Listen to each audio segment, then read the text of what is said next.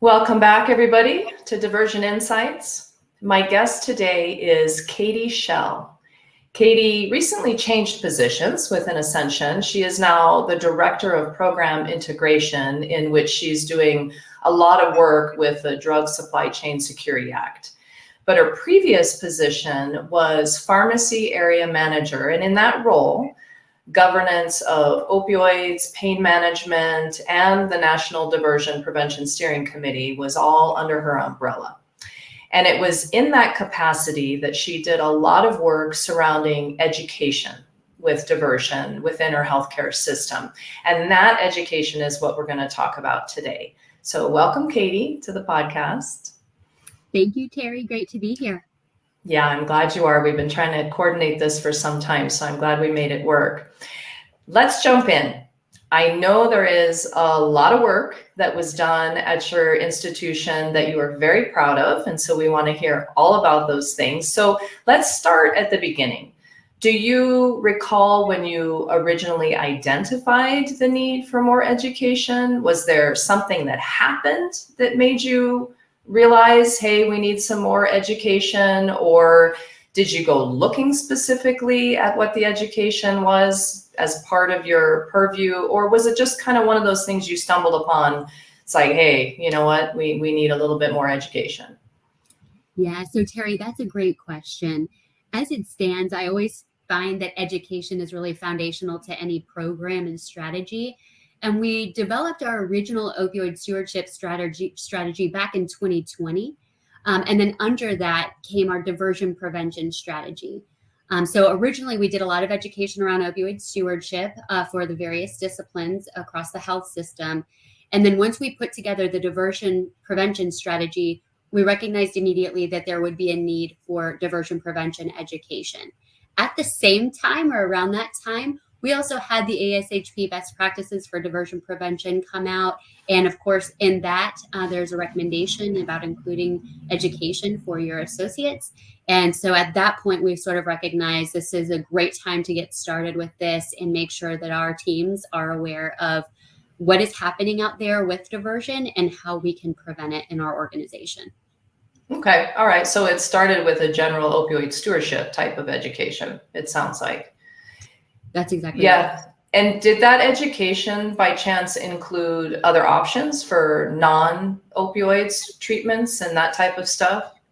It absolutely did. The original education was focused around an acute pain multimodal management strategy. So yes, absolutely foundational, using non-opioids, acetaminophen and NSAIDs as the foundation, and then only using opioids when it was necessary. So that was a very important first step for us from the opioid stewardship perspective at Ascension. And was that education given to your bedside nurses as well? Because if they don't buy into it, obviously, the patient's going to get the other option that is probably on the profile.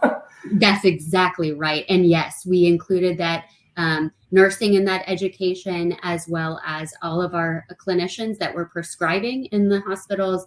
And in addition to that, our pharmacy staff.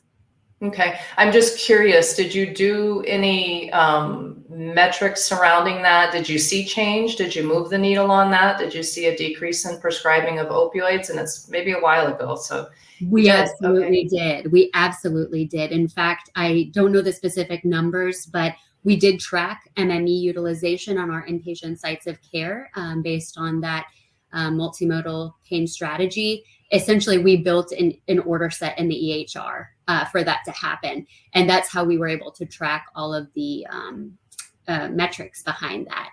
So it was fantastic improvement that we saw really since the time that we implemented that order set to now. And now we're looking at order set utilization more specifically. We've now gotten the metrics around that as well. So we're continuing to track and promote the use of that order set. That's fantastic. Yeah, I just yesterday, in fact, so for those of you that aren't familiar with the ibuprofen and Tylenol using together, they really do work very well together. And there's studies out there that it's even better than oxycodone, I think, I forget, 20 milligrams, or I forget exactly the strength, but I had another example of that yesterday. So my daughter's fiance, that's a relatively new word, in our family, was doing some work in our house, and he ended up cutting his knee on some glass, pretty bad, right across his kneecap. And he's been in a fair amount of pain. And so a couple of days ago, she asked me, "Hey, Mom, do we have anything stronger in the house? Because he's really in a lot of pain." I'm like, oh boy. And I said, have him take the Tylenol along with the ibuprofen, which I had told them a week ago, but he hadn't done apparently. But long story short, when I checked in with them again, he said that for the first time in about a week, I think, he has been pain-free after he took the Tylenol with the ibuprofen. So, it's just, some people listening have maybe heard me tell the story. It worked with my daughter's ACL surgery. It worked with my husband's Achilles tendon surgery. And then now we have another example where somebody was finally pain-free with that combination. So that's great. And it seems really kind of like, really, that's going to work. But if you can get those bedside nurses and your physicians to buy into that and give that a try, then I think they'll be pretty amazed with what they see, and they can really control a lot of pain there. So that's great. Okay. All right. And it sounds like it was a team approach. You guys worked on it, I'm sure, with committees, and that was a lot of work involved in that, with that education content. Yes, it was a tremendous amount of work. The original education was put together for our multimodal strategy with a multidisciplinary team that was led by our quality department at that time. And we did assign CEs to all of these educational modules. So it was a 1-hour program. And we were able to do the multidisciplinary CE for all of those too, which is really always a big win when it comes to education and getting people to complete things. Not only that, but this was also a national assignment and is continued to be assigned to all of our new hires at Ascension so that they are aware of the pain management program and expectations. Okay, fantastic. All right. So then it transitioned into, we need something for diversion. So was that mostly based on the ASHP recommendations that came out? Did you have an event? What made you realize we really need to do the same thing with diversion education? Absolutely. I would say that was definitely multifaceted. At the same time we had those ASHP guidelines come out, we started seeing also diversion cases started popping up in the news like every day. And additionally, at that time, I got involved with NADI. And that was really important, kind of eye-opener for me when I started getting involved with that team, understanding like, wow, there is really a big opportunity to provide education and to ensure that our teams know how to prevent diversion and how to identify it. And really, again, foundational. I always feel that education is so foundational. Yeah, absolutely. Okay. All right. Yeah. Multifaceted. I'm sure there was a lot going on, and you're right. There seems to be a lot of stories in the news in the last couple of years that it's just become, I don't know if it's just we're more aware, people are reporting, so then we become aware. But yeah, there's a lot going on. All right. So what method of education? Was it mostly modules? You had said that you did CEs, which fantastic idea, everybody out there. Nobody likes to do those learning modules, but if you get a CE and it's free, then it's like you kill two birds with one stone. So did you do anything in addition to the modules? Absolutely. So with our diversion education, we did center it around my learning modules. We utilize a platform at Ascension to track module completion. And so that really helps us in many ways, but primarily it helps us show how many individuals have completed it as we've assigned them. And then it also has that assessment portion. So from the Joint Commission perspective, you want to be able to show, yes, my team did this. And yes, they proved they're competent in this assessment. And that's really been important too, because the Joint Commission has started looking much more closely at diversion prevention tactics within our hospitals and what we're doing. So that's really that's our go-to for education, is doing the modules. However, in some cases, we also did separate continuing education programs and didn't necessarily include those as a module in our My Learning system for a number of reasons. But some of them were just live programs that we wanted people to attend live. And those we also assigned CE to using our ACPE accreditation. And, sometimes there's, just that really nice thing about having a live program where you can be interactive and ask questions at the same time. So yeah, we did a little bit of a mix, but really the education was centered around those types of programs, in addition to creating resources that our teams could use that were paper resources to follow for diversion investigations and those types of things. So it kind of, while the education was centered really around those live programs or the recorded webinars, we provided resources in a paper format that would help individuals follow the process, essentially. Okay. And was your education different for the different disciplines or levels of your associates, your management team? Did they get something different? Absolutely. I'm a huge believer in making sure that you are speaking to your audience and making sure that the content is appropriate for that audience. So, for example, for the pharmacy team, we created the original pharmacy education that we created included the opioid stewardship aspects, because we really knew that if we could limit the amount of opioids being used in the hospital, that limits the amount of controlled substances being touched, which then can limit your potential for diversion. So we knew that was a really, really important foundational effort there. So our original education included that. And we also kind of centered around controlled substance best practices and like those ASHP guidelines, just making sure that we were educating our teams to those specifics. But when it came to nursing, they don't care as much about those types of things. We were really talking to nursing about controlled substance handling expectations, timelines, and the importance of them keeping very accurate accountability of those controlled substances. So, and then when it came to the leadership perspective, absolutely, totally different. They don't care about all of those other things. We were talking about what is the implication of diversion at your site? If you have the DEA coming in, what does that mean? And, we kind of centered around that, and then around really what is the expectation for leadership from our national leadership team, which is really centered around supporting any of the local efforts around diversion prevention, including education, but including support for the investigations and those types of things as well. So absolutely totally different depending on who we were talking to. We also made diversion prevention modules for our diversion response teams at each site, which, as you know, are multidisciplinary.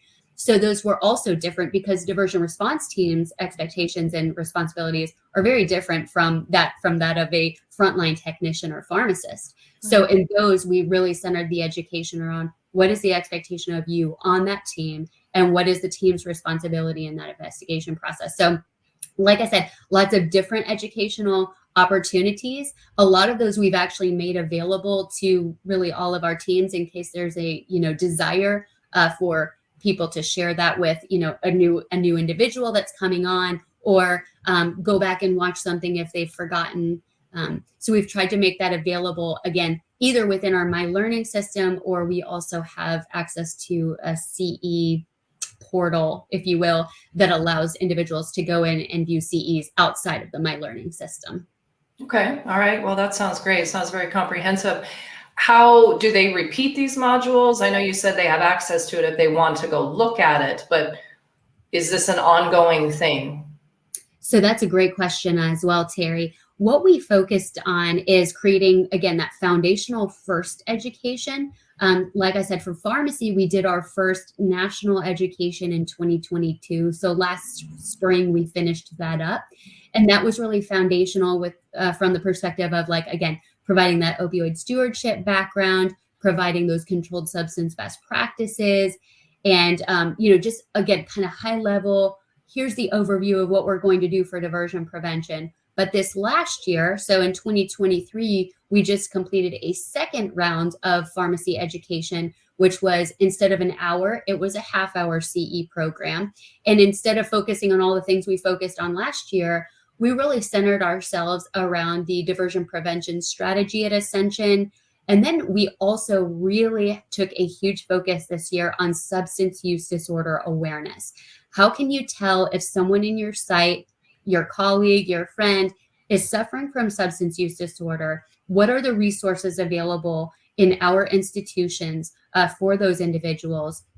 And how can you get help, and how can you report? We centered around all of those things. I'm especially really grateful we had an individual within our organization that had previously suffered from substance use disorder and received help by his manager identifying that there was a challenge. And we were able to include a brief video of him to really drive the point home and really help individuals, identify with these challenges. And that was a huge win from the perspective of associates really appreciated that deep insight from that individual and that informational sharing. So that was this year. And we included, so again, like I said, we included different aspects to these educations, but that recording of the individual sharing his story was included in all of our education for this year. So leadership, nursing, pharmacy, everybody, because that applied everywhere. And realistically, I'd really love to share that with every single associate at Ascension too, because as you guys know, it's not always maybe that frontline nurse that's diverting. It could be someone else.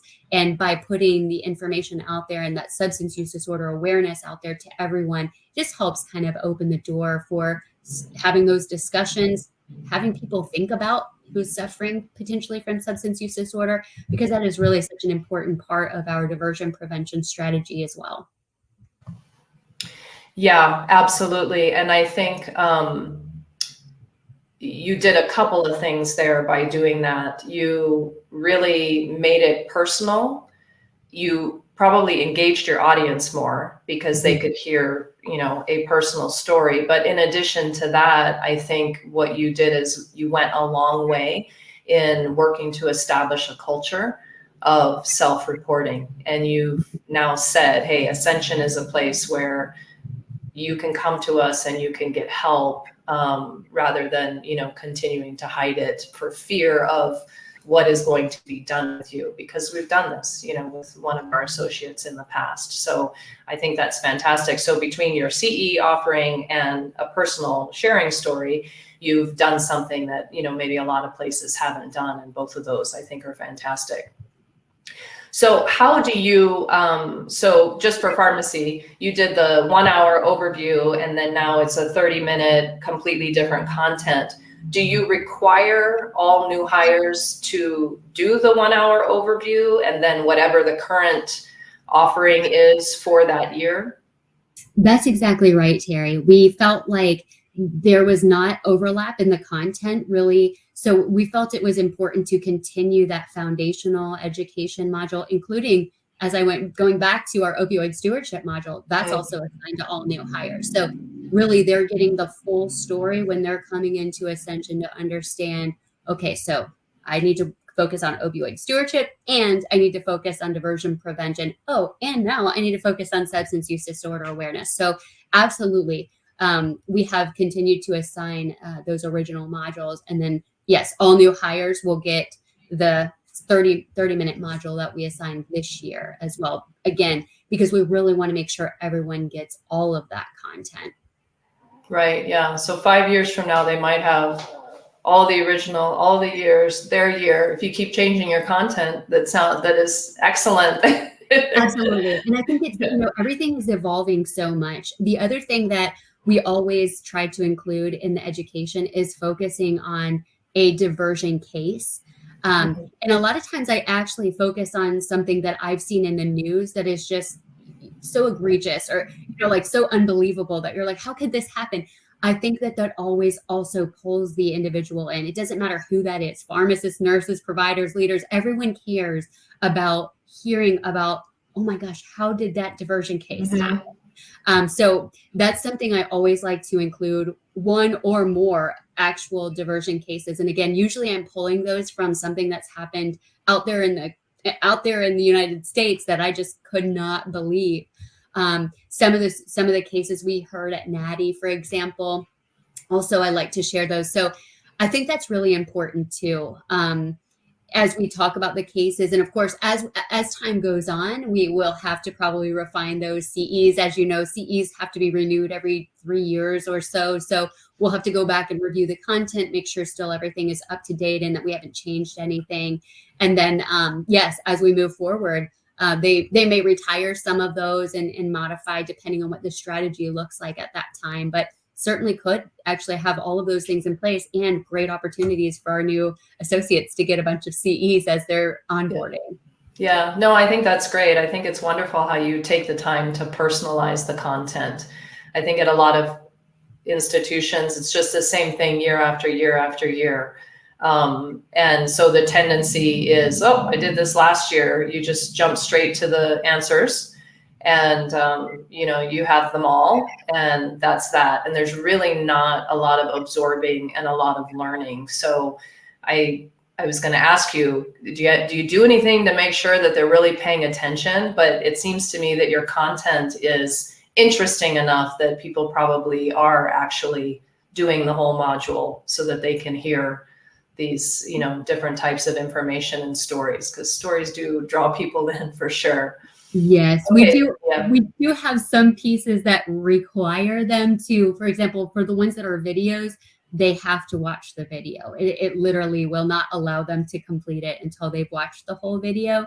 But another strategy is in the nursing program. It's interactive, where they're actually having to select certain things with their mouse during the program, which also just encourages that interactivity. And then they, throughout that module, there are little questions that come up that they have to get right. So I do think, it's a force factor, but at the same time, that is one way we can make sure that they're really picking up on it. But the other piece to that is when there are challenges identified, like, if a nurse is not following policy or what have you, like, they completed the module. So really the expectations were set forth in that, they were set forth in the policy. So you have all of that background to say, like, well, you have completed that, and you have shown competence when you completed it. So, from that perspective, I think that's also very important. That's a good point. It's another tool that you can use to show, we gave you the baseline, the standards, and so you signed off on it. And that's just a kind of another checkbox to say, well, you've heard it. That's right. So, that's right. Yeah. Mm-hmm. Yeah, that's a good point, because we always want to, in every case, it's like, well, what's your understanding of this policy? So this proves that they've at least done it. Okay, so you talked about the pharmacy. Nursing is handled the same way, and then you've got your individual diversion teams that do it. Do they do that annually as well? Do you modify that, or that's probably more consistent as to what their expectations and as long as the process stays the same, I would suspect. Yeah, the medication diversion response team program has really only been created once, so we haven't provided an update in that one yet. That one will probably not change too much, because it's centered around the use of our national policy template for diversion investigations and the process there, which really spells out exactly how at Ascension we expect for diversion investigations to occur. So from that perspective, probably not a huge amount of change for that. But as we identify things that our diversion investigation teams need, we do center education around that. For example, one of the things that was specifically requested was that interviewing was a challenge. And I know that you know this, but not everyone has ever participated in an actual interview in an investigation. So really, honing in on those skills is extremely important. So I was fortunate that we were able to collaborate with one of our, I'm in a hospital system, it's a health system, but work with a lot of hospitals. And one of our hospital individuals that's a security leader is a former detective and investigator with our local sheriff's office. So I was able to collaborate with him to provide a CE program on interviewing and investigation skills. And this again, so we just hear from our teams, what is it that you need and what can we help provide? So we're trying to meet those individual needs as they come up. And what we're hearing is kind of the same thing around the country. Interviewing and investigation skills was a challenge. A lot of pharmacists and nurses don't have that. Your security folks might, but not everyone else will. So that was an important, and I was really excited to be able to offer that one. And that one was another one that was really interesting because you don't often have a police officer, a security lead talking to a bunch of pharmacists, but that's essentially, and nurses, but that's essentially what we had there, so that one was really unique too and really engaging. Yeah, absolutely, for sure, because that's a different side, and not everybody has the skill set for it. I mean, it's a difficult position that you're put in to ask the hard questions and interview somebody. So you certainly found the person who had the expertise to, yeah, no, I think that's great. And CEs again, which is fantastic. Yes. Mm-hmm. Absolutely. Yeah. Absolutely. Yeah. So let's talk about the approval. I know when you and I spoke, you were really excited about that. So what does that mean? What is involved in getting it? How many, facilities is this distributed through to overall? Yes. So yes, I was extremely excited. Essentially, the process that we use at Ascension for the approval of our modules, typically the content begins in one place or another. Often for these programs, often it was something I put together, and then we would review it with our regulatory and compliance subcommittee. It's a pharmacy group that contains members from each of our states. And that way we could just make sure if there were any state-driven regulations or anything like that, we could just make sure that we weren't overstepping on any of that. So that team would review it. And then we have a National Diversion Prevention Steering Committee, and that team would ultimately finally review it and sign off for us to be able to move forward and share that. So that's sort of the approval process, but the process to actually get something assigned to all associates is a little different. So from the pharmacy perspective, I work on the pharmacy national team. So that one was a little bit more easy to navigate because I'm part of that team. But with nursing, and this one was the one I was so excited about recently. This one, we have to get approval by our nursing executives. And part of that was just ensuring that our executive sponsor, which is actually a nurse, was able to share information with the team, and everyone kind of got on the same page with being able to assign that to all of our nurses nationally. So frontline nurses. And again, this is really centered around controlled substance handling expectations. So how many minutes should I be holding that med before I'm giving it? How many minutes should it be before I put that back in the ADC? Those types of things. So again, we kept that program fairly short for nursing. It was not a CE program because it's about 20 minutes. And the content from this one is really, was actually pulled from a previously used module in one of our states that was really, really good. And we just pulled in the national perspective to move that one forward. But overall, that's sort of the challenges. The easy part is creating the modules. The hard part is getting them approved and then ultimately getting them assigned. But we were able to achieve that for the pharmacists, for all of the pharmacists, both programs last year and this year, and for our nursing team this year. So very, very excited about that. Yeah, that's great. And anybody that's involved in this stuff knows how hard it is. I mean, they're very protective, and rightly so, of their nurses' time, and we don't want to give them, stuff that they don't need to listen to, and especially, across the board. But that's great. And then everybody is getting the same information. And if you've got anybody transferring between sites, that they know exactly what the process is. And again, in the case with the nurses in that module, those are all the baseline things I'm sure that you're going to look for when you do a diversion audit.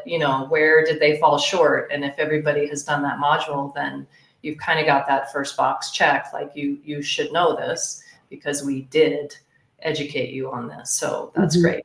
Mm-hmm. So congratulations on that. I know how long that can take, and patience, the patience it requires. Do you have how long did it take? Do you know? So we put that module together last year. Okay. I'm thinking towards the end of last year. I think it's been almost a year, probably eight to 12 months to move that one forward. But I do think, Terry, that one of the things that really helped us move forward with the nursing one, the nursing module assignments, was the inclusion of the substance use disorder awareness video with our associate sharing his experience, because you can't replace that. You can't replace that type of information to be shared with every single person. So I think that was one thing that really helped us move the entire program through. Okay. Yeah. Good to know. Interesting. Okay. Well, this is fantastic. Is there anything else you want to share with the listeners? Were there any lessons learned along the way that you feel you would do different if you had to do it over again? Or, top one or two things that you want to emphasize, that if this is a direction they want to go, how to get the buy-in, or something that you would recommend that they do?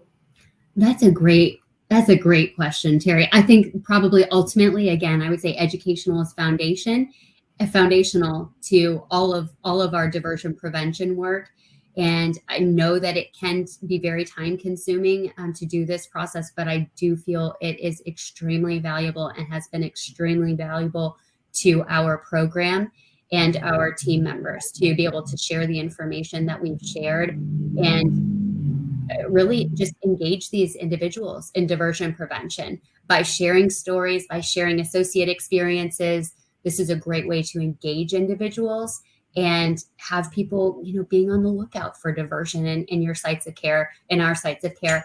I think if anything, like I would just say, to your point, use your patience in this process, pack it and be ready that sometimes things are going to be hard to move forward. But once everyone is on board, it is absolutely phenomenal to see the success that it can be brought forward.